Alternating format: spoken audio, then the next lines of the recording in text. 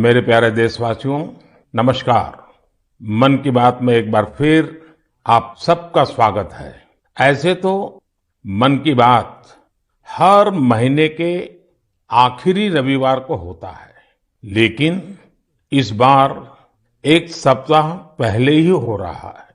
आप सब जानते ही हैं, अगले हफ्ते मैं अमेरिका में रहूंगा और वहां बहुत सारी भागदौड़ भी रहेगी और इसलिए मैंने सोचा वहां जाने से पहले आपसे बात कर लूं। और इससे बढ़िया क्या होगा, जनता जनार्दन का आशीर्वाद, आपकी प्रेरणा, मेरी ऊर्जा भी बढ़ती रहेगी। साथियों, बहुत से लोग कहते हैं कि प्रधानमंत्री के तौर पर मैंने ये अच्छा काम किया, वो बड़ा काम किया। मन की बात के कितने ही श्रोता अपनी चिट्ठियों में बहुत सारी प्रशंसा करते हैं। कोई कहता है ये किया, कोई कहता है वो किया, ये अच्छा किया, ये ज्यादा अच्छा किया, ये बढ़िया किया। लेकिन मैं जब भारत के सामान्य मानवी के प्रयास, उनकी मेहनत, उनकी इच्छाशक्ति को देखता हूं तो खुद अपने आप अभिभूत हो जाता हूं।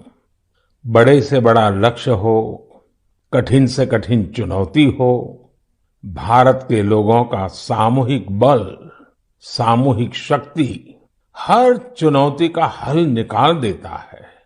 अभी हमने 2-3 दिन पहले देखा कि देश के पश्चिमी छोर पर कितना बड़ा साइक्लोन आया। तेज चलने वाली हवाएं, तेज बारिश, साइक्लोन बिपरजॉय ने कच्छ में कितना कुछ तहस नहस कर दिया। लेकिन कच्छ के लोगों ने जिस हिम्मत और तैयारी के साथ इतने खतरनाक साइक्लोन का मुकाबला किया, वो भी उतना ही अभूतपूर्व है। 2 दिन बाद ही कच्छ के लोग अपना नया वर्ष यानी आषाढ़ी बीज भी मनाने जा रहे हैं। ये भी संयोग है कि आषाढ़ी बीज कच्छ में वर्षा की शुरुआत का प्रतीक माना जाता है। मैं इतने साल कच्छ आता जाता रहा हूं, वहां के लोगों की सेवा करने का मुझे सौभाग्य भी मिला है और इसके लिए कच्छ के लोगों का हौसला और उनकी जिजीविषा के बारे में मैं अच्छी तरह जानता हूं। 2 दशक पहले के विनाशकारी भूकंप के बाद जिस कच्छ के बारे में कहा जाता था वो कभी उठ नहीं पाएगा, आज वही जिला देश के तेजी से विकसित होते जिलों में से एक है। मुझे विश्वास है साइक्लोन बिपरजॉय ने जो तबाही मचाई है, उससे भी कच्छ के लोग बहुत तेजी से उभर जाएंगे। साथियों, प्राकृतिक आपदाओं पर किसी का जोर नहीं होता, लेकिन बीते वर्षों में भारत ने आपदा प्रबंधन की जो ताकत विकसित की है, वो आज एक उदाहरण बन रही है। प्राकृतिक आपदाओं से मुकाबला करने का एक बड़ा तरीका है प्रकृति का संरक्षण। आजकल मॉनसून के समय में तो इस दिशा में हमारी जिम्मेदारी और भी बढ़ जाती है। इसीलिए ही आज देश कैच द रेन जैसे अभियानों के जरिए सामूहिक प्रयास कर रहा है। पिछले महीने मन की बात में ही हमने जल संरक्षण से जुड़े स्टार्टअप्स की चर्चा की थी। इस बार भी मुझे चिट्ठी लिखकर कई ऐसे लोगों के बारे में बताया गया है जो पानी की एक एक बूंद बचाने के लिए जी जान से लगे हैं।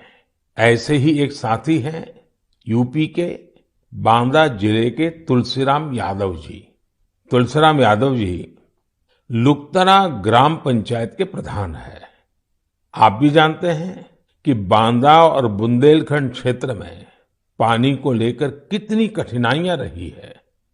इस चुनौती से पार पाने के लिए तुलसीराम जी ने गांव के लोगों को साथ लेकर इलाके में 40 से ज्यादा तालाब बनवाए हैं। तुलसीराम जी ने अपनी मुहिम का आधार बनाया है खेत का पानी खेत में, गांव का पानी गांव में। आज उनकी मेहनत का ही नतीजा है कि उनके गांव में भूजल स्तर सुधर रहा है। ऐसे ही यूपी के हापुड़ जिले में लोगों ने मिलकर के एक विलुप्त नदी को पुनर्जीवित किया है। यहाँ काफी समय पहले नीम नाम की एक नदी हुआ करती थी। समय के साथ वो लुप्त हो गई, लेकिन स्थानीय स्मृतियां और जन कथाओं में उसे हमेशा याद किया जाता रहा। आखिरकार लोगों ने अपनी इस प्राकृतिक धरोहर को फिर से सजीव करने की ठानी। लोगों के सामूहिक प्रयास से अब नीम नदी फिर से जीवंत होने लगी है। नदी के उद्गम स्थल को अमृत सरोवर के तौर भी विकसित किया जा रहा है। साथियों, ये नदी, नहर, सरोवर ये केवल जल स्रोत ही नहीं होते हैं, बल्कि इनसे जीवन के रंग और भावनाएं भी जुड़ी होती हैं। ऐसा ही एक दृश्य अभी कुछ ही दिन पहले महाराष्ट्र में देखने को मिला। ये इलाका ज्यादातर सूखे की चपेट में रहता है। 5 दशक के इंतजार के बाद यहाँ नीलवंडे डैम की कैनाल का काम अब पूरा हो रहा है। कुछ दिन पहले टेस्टिंग के दौरान कैनाल में पानी छोड़ा गया था। इस दौरान जो तस्वीरें आई वो वाकई भावुक करने वाली थी। गांव के लोग ऐसे झूम रहे थे जैसे होली दिवाली का त्योहार हो। साथियों, जब प्रबंधन की बात हो रही है तो मैं आज छत्रपति शिवाजी महाराज को भी याद करूंगा। छत्रपति शिवाजी महाराज की वीरता के साथ ही उनकी गवर्नेंस और उनके प्रबंध कौशल से भी बहुत कुछ सीखने को मिलता है। विशेषकर जल प्रबंधन और नौसेना को लेकर छत्रपति शिवाजी महाराज ने जो कार्य किए वो आज भी भारतीय इतिहास का गौरव बढ़ाते हैं। उनके बनाए जल दुर्ग इतनी शताब्दियों बाद भी समंदर के बीच में आज भी शान से खड़े हैं। इस महीने की शुरुआत में ही छत्रपति शिवाजी महाराज के राज्याभिषेक के 350 वर्ष पूरे हुए हैं। इस अवसर को एक बड़े पर्व के रूप में मनाया जा रहा है। इस दौरान महाराष्ट्र के रायगढ़ किले में इससे जुड़े भव्य कार्यक्रमों का आयोजन किया गया। मुझे याद है कई वर्ष पहले 2014 में मुझे रायगढ़ जाने उस पवित्र भूमि को नमन करने का सौभाग्य मिला था। ये हम सबका कर्तव्य है कि उस अवसर पर हम छत्रपति शिवाजी महाराज के प्रबंध कौशल को जानें, उनसे सीखें। इससे हमारे भीतर हमारी विरासत पर गर्व का बोध भी जगेगा और भविष्य के लिए कर्तव्यों की प्रेरणा भी मिलेगी। मेरे प्यारे देशवासियों, आपने रामायण की उस नन्ही गिलहरी के बारे में जरूर सुना होगा जो राम सेतु बनाने में मदद करने के लिए आगे आई थी। कहने का मतलब ये कि जब नीयत साफ हो, प्रयासों में ईमानदारी हो, तो फिर कोई भी लक्ष्य कठिन नहीं रहता। भारत भी आज इसी नेक नियत से एक बहुत बड़ी चुनौती का मुकाबला कर रहा है। ये चुनौती है टीबी की, जिसे क्षय रोग भी कहा जाता है। भारत ने संकल्प किया है 2025 तक टीबी मुक्त भारत बनाने का। लक्ष्य बहुत बड़ा जरूर है। एक समय था जब टीबी का पता चलने के बाद परिवार के लोग ही दूर हो जाते थे, लेकिन ये आज का समय है जब टीबी के मरीज को परिवार का सदस्य बनाकर उनकी मदद की जा रही है। इस क्षय रोग को जड़ से समाप्त करने के लिए निक्षय मित्रों ने मोर्चा संभाल लिया है। देश में बहुत बड़ी संख्या में विभिन्न सामाजिक संस्थाएं निक्षय मित्र बनी हैं। गांव देहात में, पंचायतों में हजारों लोगों ने खुद आगे आकर टीबी मरीजों को गोद लिया है। कितने ही बच्चे हैं जो टीबी मरीजों की मदद के लिए आगे आए हैं। ये जन भागीदारी ही इस अभियान की सबसे बड़ी ताकत है। इसी भागीदारी की वजह से आज देश में 10 लाख से ज्यादा टीबी मरीजों को गोद लिया जा चुका है। और ये पुण्य का काम किया है करीब करीब 85,000 निक्षय मित्रों ने। मुझे खुशी है कि देश के कई सरपंचों ने, ग्राम प्रधानों ने भी ये बीड़ा उठा लिया है कि वो अपने गांव में टीबी को समाप्त करके ही रहेंगे। नैनीताल के एक गांव के निक्षय मित्र श्रीमान दिकर सिंह मेवाड़ी जी ने टीबी के 6 मरीजों को गोद लिया है। ऐसे ही किन्नौर की एक ग्राम पंचायत के प्रधान निक्षय मित्र श्रीमान ज्ञान सिंह जी भी अपने ब्लॉक में टीबी मरीजों को हर जरूरी सहायता उपलब्ध कराने में जुटे हैं। भारत को टीबी मुक्त बनाने की मुहिम में हमारे बच्चे और युवा साथी भी पीछे नहीं है। हिमाचल प्रदेश के ऊना की 7 साल की बेटी नलिनी सिंह का कमाल देखिए। बिटिया नलिनी अपनी पॉकेट मनी से टीबी मरीजों की मदद कर रही है। आप जानते हैं कि बच्चों को गुल्लक से कितना प्यार होता है, लेकिन एमपी के कटनी जिले की 13 साल की मीनाक्षी और पश्चिम बंगाल के डायमंड हार्बर के 11 साल के बश्वर मुखर्जी दोनों ही कुछ अलग ही बच्चे हैं। इन दोनों बच्चों ने अपने गुल्लक के पैसे भी टीबी मुक्त भारत के अभियान में लगा दिए हैं। ये सभी उदाहरण भावुकता से भरे होने के साथ ही बहुत प्रेरक भी हैं। कम उम्र में बड़ी सोच रखने वाले इन सभी बच्चों की मैं हृदय से प्रशंसा करता हूं। मेरे प्यारे देशवासियों, हम भारतवासियों का स्वभाव होता है कि हम हमेशा नए विचारों के स्वागत के लिए तैयार रहते हैं। हम अपनी चीजों से प्रेम करते हैं और नई चीजों को आत्मसात भी करते हैं। इसी का एक उदाहरण है जापान की तकनीक मियावाकी। अगर किसी जगह की मिट्टी उपजाऊ नहीं रही हो तो मियावाकी तकनीक उस क्षेत्र को फिर से हरा भरा करने का बहुत अच्छा तरीका होती है। मियावाकी जंगल तेजी से फैलते हैं और 2-3 दशक में जैव विविधता का केंद्र बन जाते हैं। अब इसका प्रसार बहुत तेजी से भारत के भी अलग अलग हिस्सों में हो रहा है। हमारे यहाँ केरला के एक टीचर श्रीमान राफी रामनाथ जी ने इस तकनीक से एक इलाके की तस्वीर ही बदल दी। दरअसल रामनाथ जी अपने स्टूडेंट्स को प्रकृति और पर्यावरण के बारे में गहराई से समझाना चाहते थे। इसके लिए उन्होंने एक हर्बल गार्डन ही बना डाला। उनका ये गार्डन अब एक बायोडायवर्सिटी जोन बन चुका है।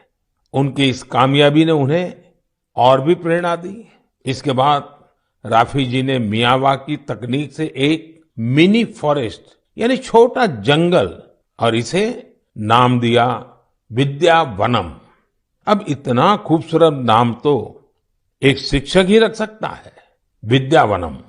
रामनाथ जी के इस विद्यावनम में छोटी सी जगह में 115 वैरायटी के 450 से अधिक पेड़ लगाए गए।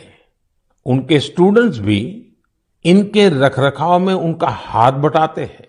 इस खूबसूरत जगह को देखने के लिए आसपास के स्कूली बच्चे, आम नागरिक काफी भीड़ उमड़ती है।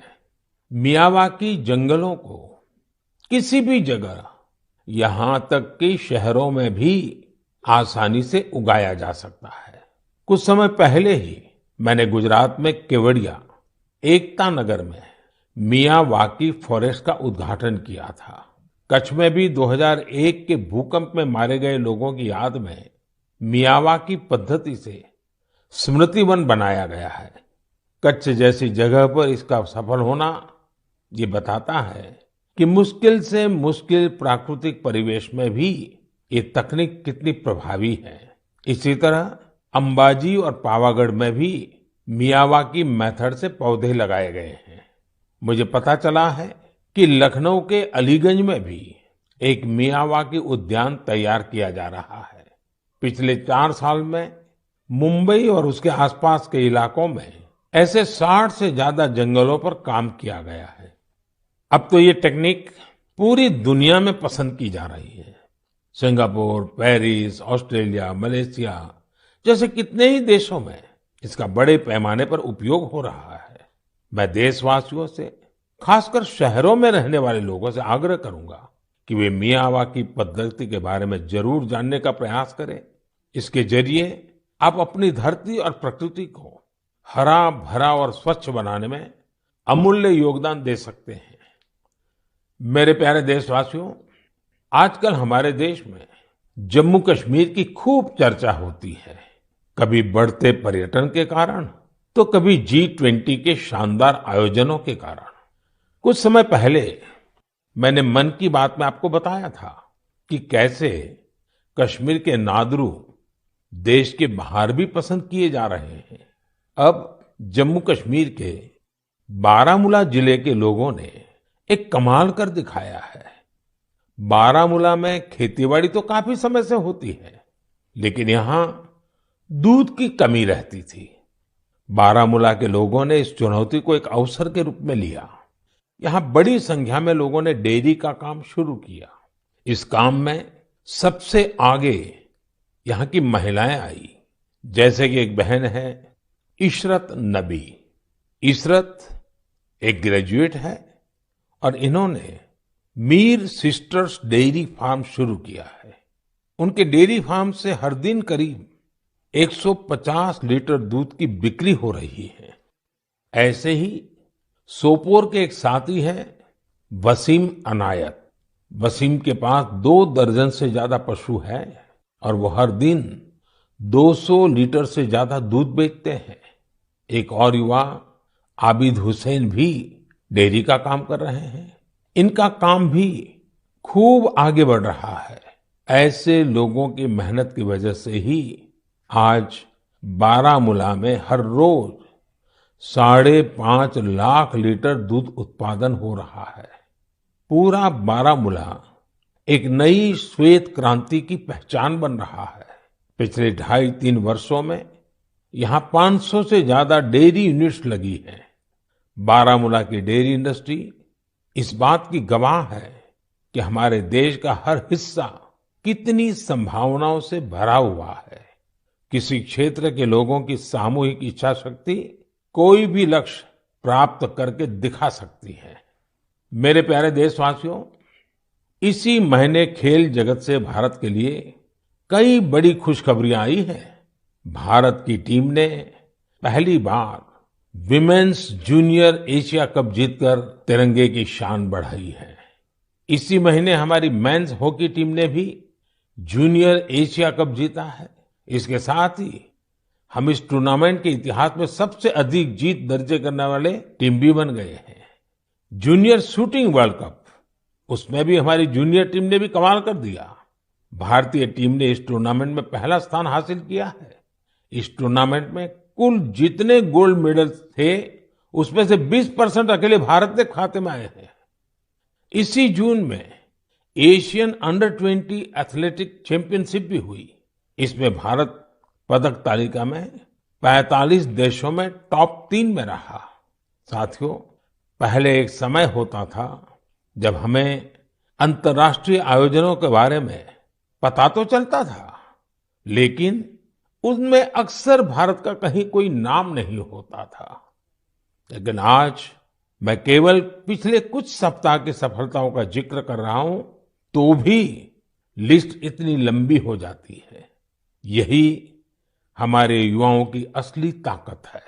ऐसे कितने ही खेल और प्रतियोगिताएं हैं जहां आज भारत पहली बार अपनी मौजूदगी दर्ज करवा रहा है। जैसे कि लॉन्ग जंप में श्री शंकर मुरली ने पेरिस डायमंड लीग जैसे प्रतिष्ठित आयोजन में देश को ब्रॉन्ज दिलाया है। ये इस प्रतियोगिता में भारत का पहला मेडल है। ऐसे ही एक सफलता हमारी अंडर 70 वुमेन रेसलिंग टीम ने किर्गिस्तान में भी दर्ज की है। मैं देश के इन सभी एथलीट्स, उनके पेरेंट्स और कोचेस, सबको उनके प्रयासों के लिए बहुत बहुत बधाई देता हूं। साथियों, इंटरनेशनल आयोजनों में देश की सफलता के पीछे राष्ट्रीय स्तर पर हमारे खिलाड़ियों की कड़ी मेहनत होती है। आज देश के अलग अलग राज्यों में एक नए उत्साह के साथ खेलों के आयोजन होते हैं। इनसे खिलाड़ियों को खेलने, जीतने और हार से सीखने का मौका मिलता है। जैसे अभी उत्तर प्रदेश में खेलो इंडिया यूनिवर्सिटी गेम्स का आयोजन हुआ। इसमें युवाओं में खूब उत्साह और जोश देखने को मिला। इन खेलों में हमारे युवाओं ने 11 रिकॉर्ड तोड़े हैं। इन खेलों में पंजाब यूनिवर्सिटी, अमृतसर की गुरु नानक देव यूनिवर्सिटी और कर्नाटका की जैन यूनिवर्सिटी मेडल टैली में पहले 3 स्थानों पर रही है। साथियों, ऐसे टूर्नामेंट्स का एक बड़ा पहलू यह भी होता है कि इनसे युवा खिलाड़ियों की कई इंस्पायरिंग स्टोरीज भी सामने आती हैं। खेलो इंडिया यूनिवर्सिटी गेम्स में रोविंग स्पर्धा में असम की कॉटन यूनिवर्सिटी के अन्यतम राजकुमार ऐसे पहले दिव्यांग खिलाड़ी बने जिन्होंने इसमें हिस्सा लिया। बरकतुल्ला यूनिवर्सिटी की निधि पवैया घुटने में गंभीर चोट के बावजूद शॉटपुट में गोल्ड मेडल जीतने में कामयाब रही। सावित्रीबाई फूले पुणे यूनिवर्सिटी के शुभम भंडारे को एंकल इंजरी के चलते पिछले साल बेंगलुरु में निराशा हाथ लगी थी, लेकिन इस बार वे स्टेपल चेस के गोल्ड मेडलिस्ट बने हैं। बर्दवान यूनिवर्सिटी की सरस्वती कुंडू अपनी कबड्डी टीम की कैप्टन है। वे कई मुश्किलों को पार कर यहां तक पहुंची है। बेहतरीन प्रदर्शन करने वाले बहुत सारे एथलेट्स को टॉप स्कीम से भी बहुत मदद मिल रही है। हमारे खिलाड़ी जितना खेलेंगे उतना ही खिलेंगे। मेरे प्यारे देशवासियों, 21 जून भी अब आ ही गई है। इस बार भी विश्व के कोने कोने में लोग अंतर्राष्ट्रीय योग दिवस का उत्सुकता से इंतजार कर रहे हैं। इस वर्ष योग दिवस की थीम है योगा फॉर वसुधैव कुटुंबकम, यानी एक विश्व एक परिवार के रूप में सबके कल्याण के लिए योग। यह योग की उस भावना को व्यक्त करता है जो सबको जोड़ने वाली और साथ लेकर चलने वाली है। हर बार की तरह इस बार भी देश के कोने कोने में योग से जुड़े कार्यक्रम आयोजित किए जाएंगे।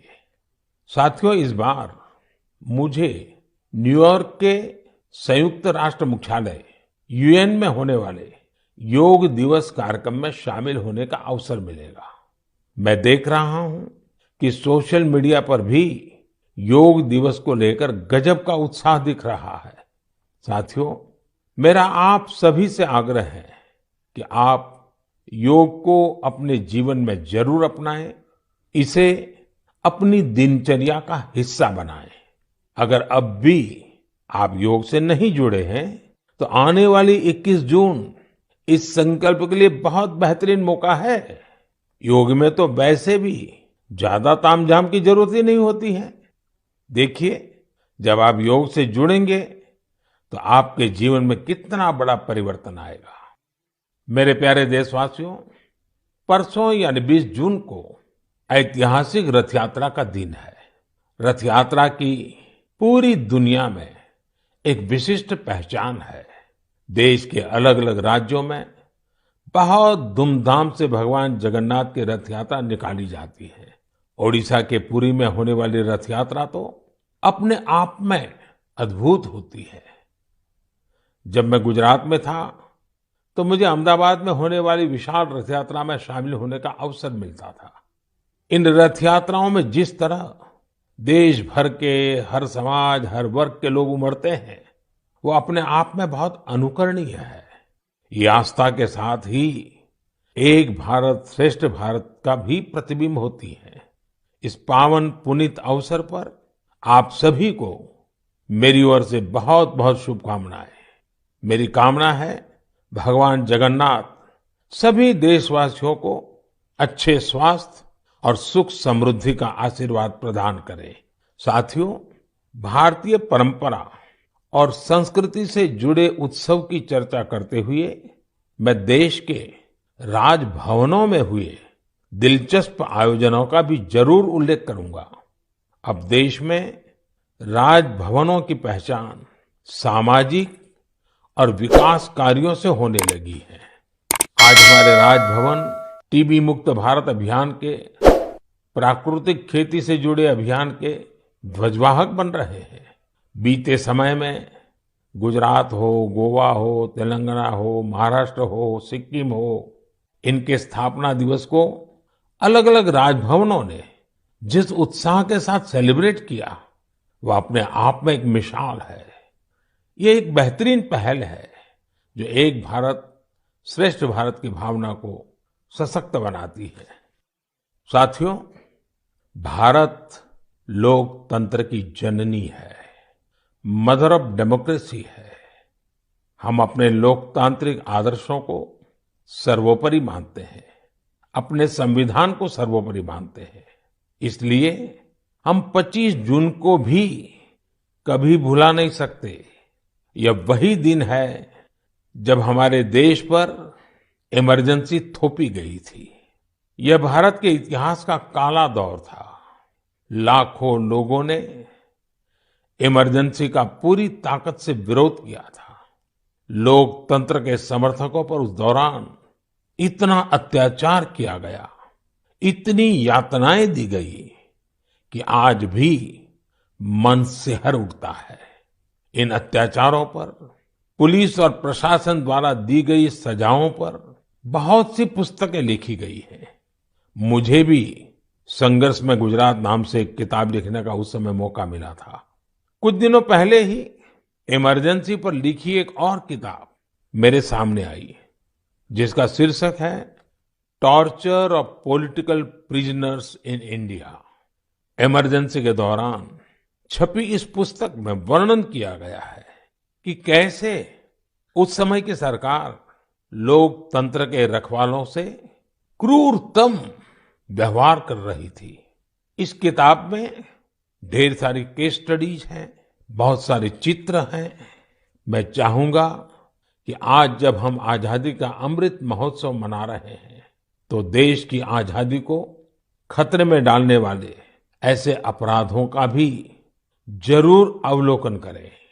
इससे आज की युवा पीढ़ी को लोकतंत्र के मायने और उसकी अहमियत समझने में और ज्यादा आसानी होगी।